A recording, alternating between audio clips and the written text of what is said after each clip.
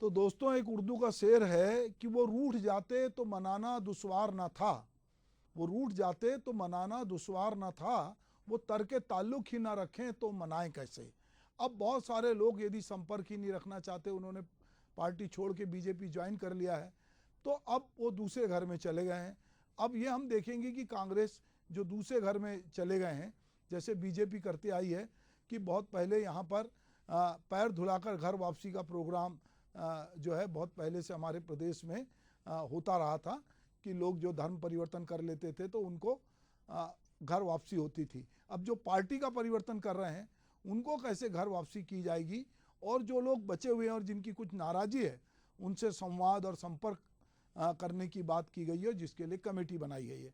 तो हमारे साथ कांग्रेस के प्रवक्ता सुरेंद्र वर्मा जी हैं और भाजपा के प्रवक्ता निशिकांत पांडे जी हैं। दोनों का इस डिबेट में स्वागत है। तो सब पहले सुरेंद्र भाई के पास चलते हैं। सुरेंद्र भाई, जैसा कि अभी उप मुख्यमंत्री अरुण साव कह रहे थे कि भगदड़ की स्थिति है, ना नीयत है, ना नीति है, ना नेतृत्व है, और जो है कि लोग कांग्रेस में नहीं रहना चाहते।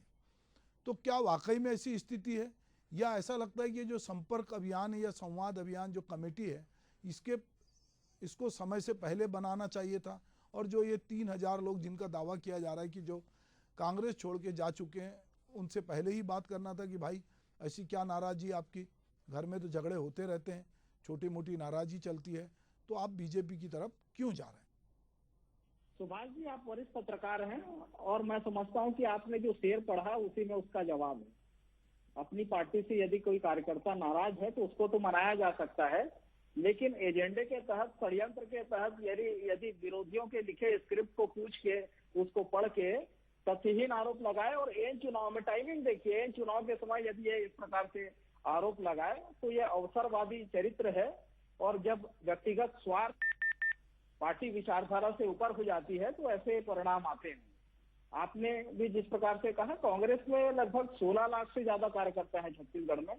यदि 3,000 लोग भारतीय जनता पार्टी के षड्यंत्र के तहत, जिस प्रकार से पिछले 3 साल से भाजपा षड्यंत्र रच रही है और संवैधानिक एजेंसियां ईडी, आईटी, सीबीआई जो है उस पर अमल करके झांसे में फंसा रही है, पूरे देश में इनका यही चरित्र है। आपने देखा कि कैसे चिंतामणि महाराज शामिल के विधायक थे, 4 महीना पहले तक जब कांग्रेस में थे तब तक वो ईडी के आरोपी थे, उन पर एफआईआर था बकायदा 10 निगम के नाम पर, जो ईडी ने चिट्ठी लिखी थी ईओडब्ल्यू को। भाजपा में गए, उनके सारे दाग धुल गए, उनके खिलाफ एफआईआर में नाम भी गायब हो गया और वो टिकट भी कटवा गया। तो भाजपा में तो अपने कार्यकर्ताओं और नेताओं का ये हद तक अलग होता जा रहा है।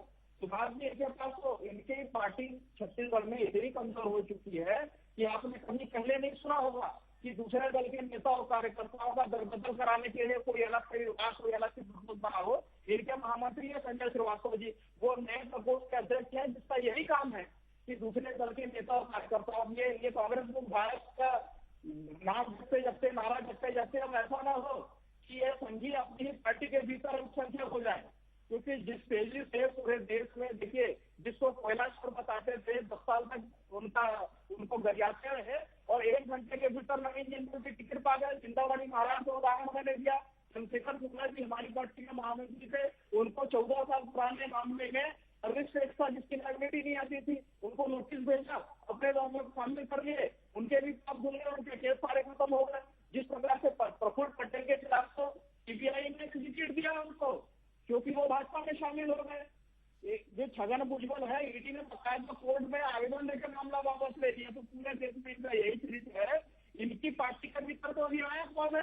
आज भाजपा जिस दौर में है, मोदी साहब के अतिरिक्त किसी के सलाह और सुझाव की कोई गुंजाइश है क्या?